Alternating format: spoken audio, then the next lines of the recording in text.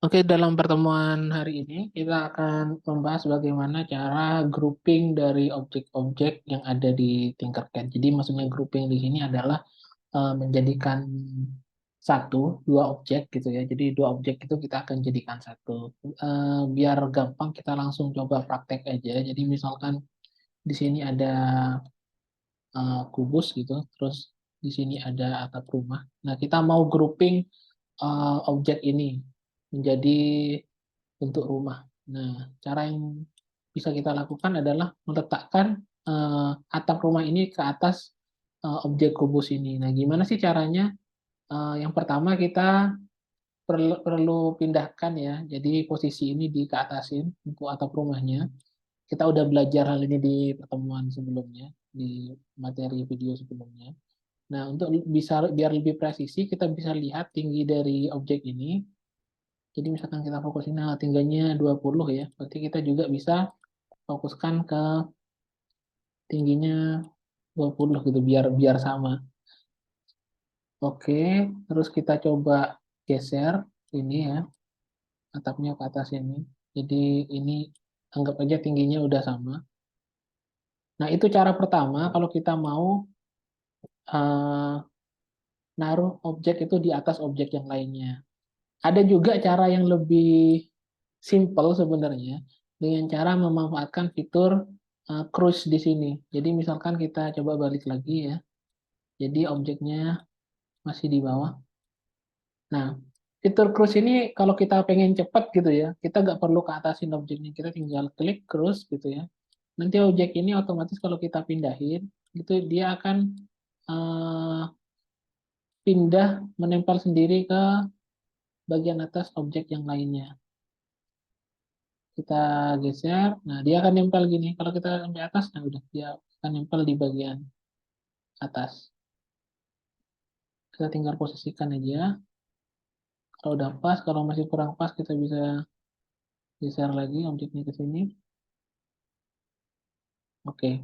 Nah, jadi objek ini itu sebenarnya terpisah ya. Kalau kita klik balok, dia akan klik baloknya doang. Kalau kita klik atapnya sini, kita akan ngeklik atapnya doang. Nah, gimana caranya biar objek ini jadi satu kesatuan? Kita bisa seleksi semua objek. Kemudian di sini ada tombol group gitu ya. Kalau kita klik group, nah maka objek yang tadi akan jadi satu kesatuan, nggak jadi satu objek doang.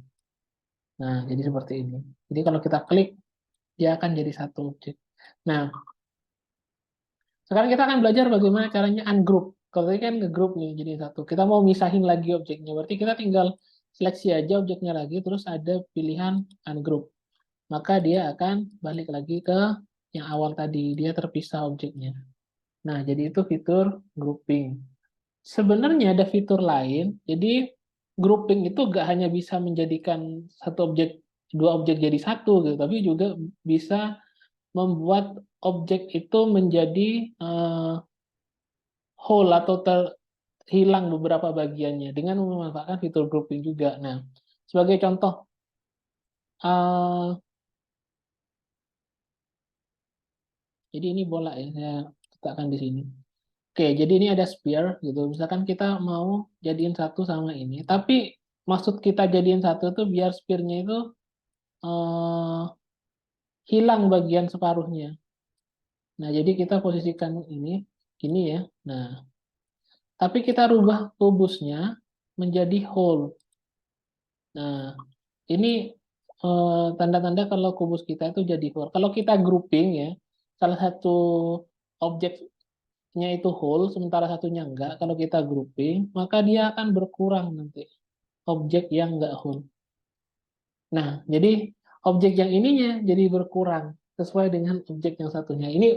Ini sangat berguna kalau kita mau membentuk atau memecah sebuah objek gitu menjadi bentuk separuhnya atau seperempatnya kayak gitu. Nah, jadi itu fungsi untuk grouping. Kalau kita mau ungroup, kita bisa klik lagi ungroup, dia akan jadi dua grup ya. Terus kita bisa pisahin lagi. Kita bisa balikin lagi ke solid. Ingat ya ada whole, ada solid. Nah, itu juga akan berfungsi bagi Bapak Ibu misalkan sphere kita butuh bagian separuhnya aja gitu. Maka dengan cara tadi kita bisa dapat bagian separuh sphere dengan membuat objek yang lainnya menjadi whole. Seperti itu untuk proses grouping. Jadi itu aja untuk hari ini karena kita hanya fokus bagaimana cara menggrup sebuah atau dua buah objek menjadi satu objek di Tinkercad. Terima kasih.